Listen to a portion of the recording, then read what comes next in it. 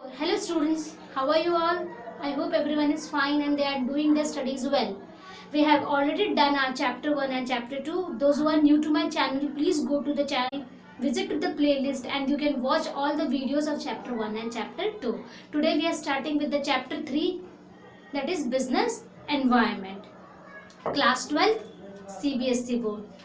See, before directly jumping to the definition of business environment, let's understand the term business and environment individually. पहले business को समझते हैं, environment को समझते हैं, फिर दोनों को क्लब करेंगे. business क्या है?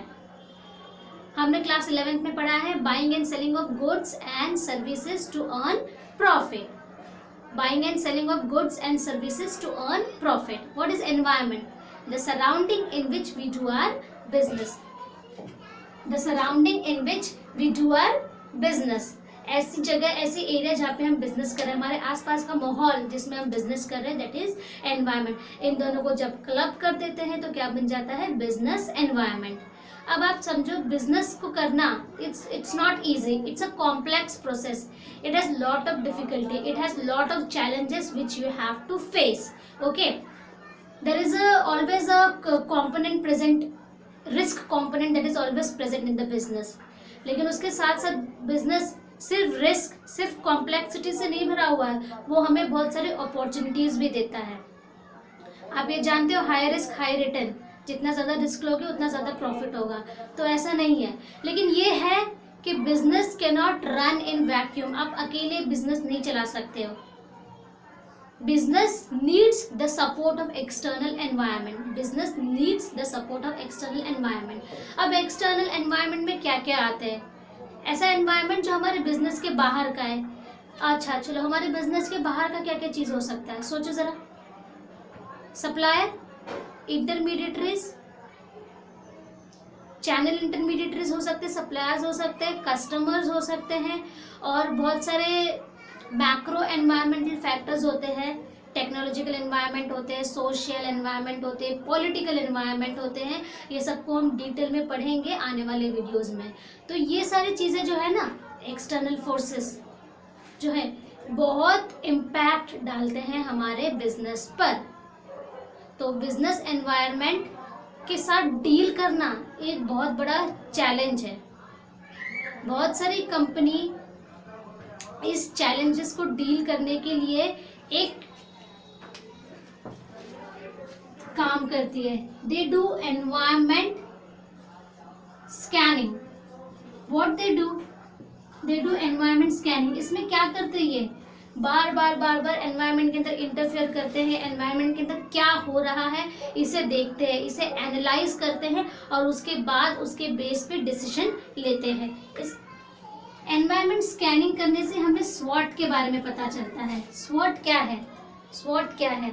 स्वॉट एस, इन स्वॉट में S stands for strength, W stands for weakness, O stands for opportunity and T stands for threat.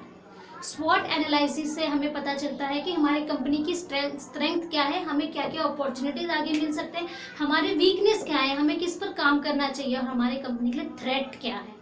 Okay, कौन कौन सी चीज़ें हानिकारक है. तो ये एनालाइज करने के बाद जो बिजनेस है एक प्रॉपर डिसीजन ले पाती है और आने वाले नुकसान से बच पाती है. ओके, तो it's very important environment scanning. Now let's jump to the meaning of business environment. Business environment means sum total of all individuals, institution. क्या क्या आता है इसमें? इंडिविजुअल जैसे सप्लायर, कॉम्पिटिटर्स, मैंने अभी तो आपको बता रखा, customers, channel intermediaries, various institution, banks हो गए जिससे हम फाइनेंस जो हमें प्रोवाइड करते हैं, जिससे हम बिजनेस को रन कर पाते हैं, एंड अदर फोर्सेस में गवर्नमेंट आ गए, और बहुत सारे मैक्रो फोर्सेस जो मैंने आपको अभी बताया था, टेक्नोलॉजिकल, एनवायरमेंटल, ये सारा. तो all these forces that are outside the control of business, outside the control of business. देखो, आप आपके फैक्ट्री के वर्कर्स को कंट्रोल कर सकते हो. एज अ CEO आप अपने मैनेजर्स को कंट्रोल कर सकते हो. जो भी आपकी कंपनी के अंदर है लोग हैं, कुछ हद तक उसको कंट्रोल कर सकते हो, लेकिन बाहर के लोगों को कंट्रोल नहीं कर सकते. एक एग्जांपल देती हूँ. जैसे सप्लायर ने बोला कि आपको कल सुबह में रॉ मटेरियल पहुंचा देगा, लेकिन अगर वो नहीं पहुंचाता है तो आप क्या करोगे? आप कर क्या सकते हो उनके साथ, ज़्यादा आप क्या करोगे, दूसरे सप्लायर को ढूंढोगे। लेकिन सुबह में आपको रॉ मटेरियल की जरूरत थी, वो नहीं मिली ना, टाइम आपका वर्क जो है वो लैग हो गया, टाइम वो पीछे छूट गया।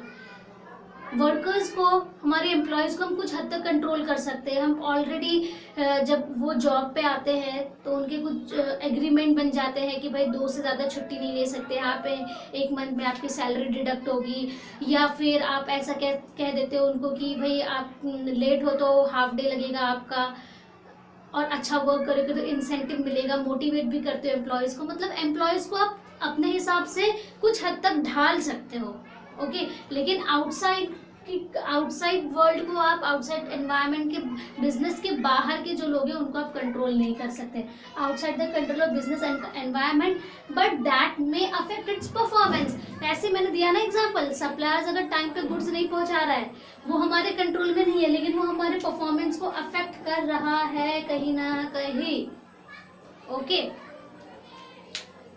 ये हो गया, this was the brief of our business environment. Now we will proceed with the features of business environment, okay.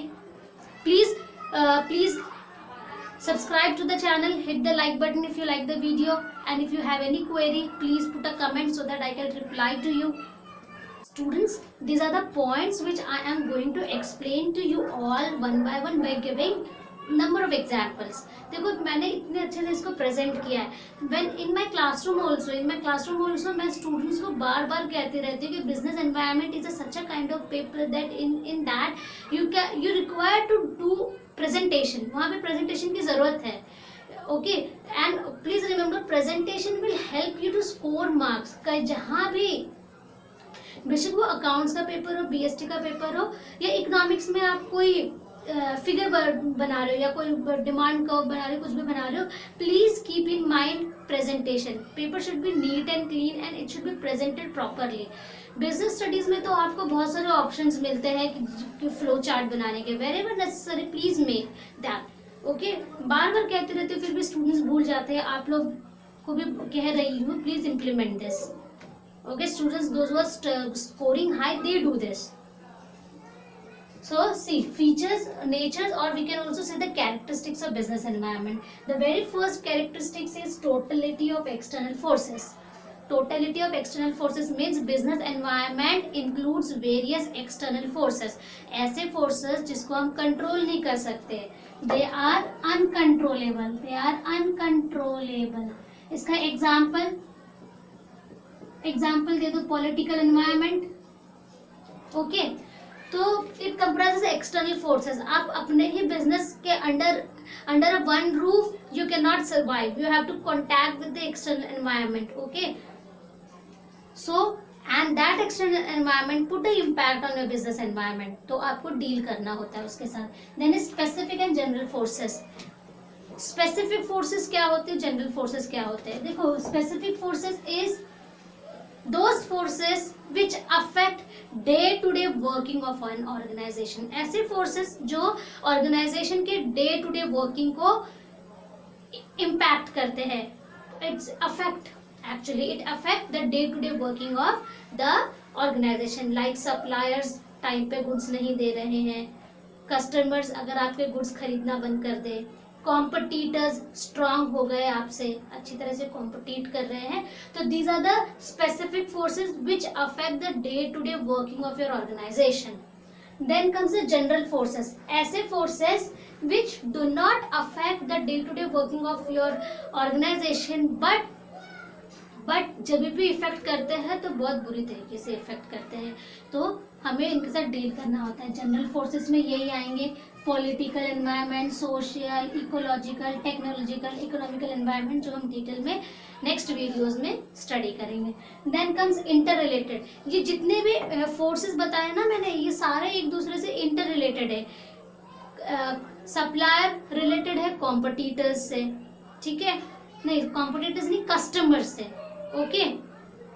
और ये सारे जो एनवायरनमेंट है ना, पॉलिटिकल, सोशल, मैं पूरा लिख देती हूँ, पॉलिटिकल, सोशल, इकोलॉजिकल, टेक्नोलॉजिकल, ये सारे इंटर रिलेटेड है एक दूसरे के साथ, ओके. जैसे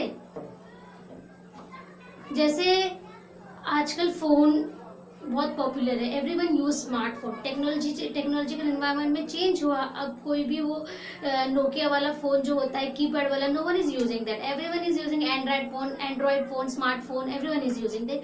ये टेक्नोलॉजिकल चेंजेस हो गए। इससे आपका सोशल एनवायरनमेंट भी कहीं ना कहीं इम्पैक्ट हो रहा है। Now it is you feel like it is a part of your internal day to day life. तो सारे जो ये जो फैक्टर्स होते हैं एक दूसरे से इंटर रिलेटेड होते हैं। Suppliers are related with the competitors also. ऐसा नहीं है कि जो सप्लायर आपको रॉ मटेरियल सप्लाई कर रहा है वो आपके कॉम्पिटिटर को नहीं सप्लाई कर रहा होगा, वो आपके कॉम्पिटिटर को भी सप्लाई कर रहा होगा। That means these forces are interrelated. और इंटर रिलेटेड होने के कारण क्या होता है, एक फोर्स में किसी भी तरह का चेंजेस आया तो वो दूसरे फोर्स में भी चेंजेस आ सकता है। जैसे कॉम्पिटिटर ने सप्लायर को क्या कहा, आप मुझे रॉ मटेरियल सप्लाई करो, मैं आपको ज्यादा पैसे दूंगा, मैं एक्स्ट्रा पैसे दूंगा। यहाँ पे चेंजेस कॉम्पिटिटर ने किया, लेकिन चेंजेस किस में दिखा, सप्लायर में भी दिखा। उसके थ्रू उसके कारण क्या हुआ, आप अपने गुड्स को प्रोड्यूस नहीं कर पाओगे ढंग से, आपकी प्राइस इंक्रीज होगी, आपकी प्राइस इंक्रीज होगी तो कस्टमर को इम्पैक्ट करेगा। तो ओवरऑल क्या हो रहा है, देख रही है, सारे इंटर रिलेटेड है। कॉम्पिटिटर्स की वजह से हमारे सप्लायर्स पे भी इम्पैक्ट आया, सप्लायर्स की वजह से हमारी कंपनी पे भी इम्पैक्ट आया, हमारी कंपनी की वजह से हमारे कस्टमर्स पे भी इम्पैक्ट आया। तो these forces are interrelated. Okay, then is uncertain. Business environment is very much uncertain. You cannot predict कि next month क्या होने वाला है। जैसे आपने इस next month के लिए आप अभी से गुड्स बना रहे हो, ओके, नेक्स्ट मंथ के लिए आप अभी से गुड्स बना रहे हो, आपने गुड्स बना दिए, लेकिन you don't know what is going to happen in the next month. क्या पता अचानक से मार्केट एकदम रिसेशन में चले जाए, लोगों के पास पैसा ही नहीं हो आपके गुड्स खरीदने के लिए।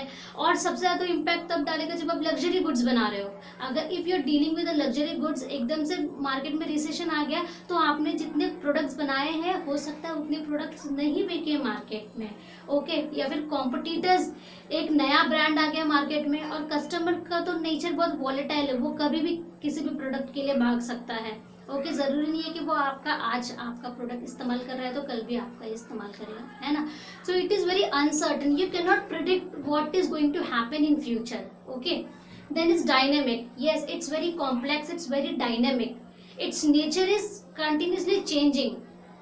बिजनेस एनवायरनमेंट का जो नेचर है कंटिन्यूसली चेंज होता रहता है। आपको डिसीजन लेने में भी बहुत सोचना पड़ता है, because it is very dynamic and it is related to various forces.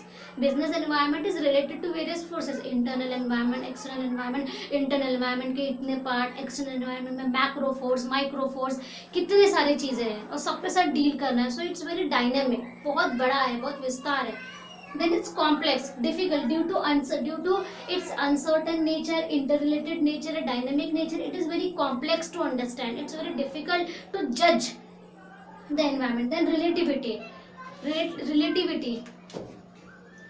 देखो, हर एक कंट्री का जो क्लाइमेट होता है वो अलग होता है, ओके।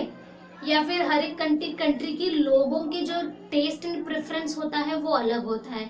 जरूरी नहीं है कि जो प्रोडक्ट आपके इंडिया में बिक रहा है वो उतने ही अच्छे से यूएसए में भी बिके, okay. Why? Because business environment has relative nature, business environment has a relative nature, okay, because it has relative nature. जैसे देखो, अगर यूएसए का पॉलिटिकल एनवायरनमेंट ठीक नहीं है तो ज़रूरी नहीं है कि चाइना या पाकिस्तान का भी पॉलिटिकल एनवायरनमेंट ठीक नहीं होगा। जैसे इंडिया में सारी की ज़्यादा डिमांड है तो ज़रूरी नहीं है कि यूएसए में भी उतना ही डिमांड होगा, because of its relative nature, so इतना हो गया। This was the characteristics of business environment. Now in the next video I'll explain to you importance of business environment, then dimensions of business environment. Thank you and have a nice day.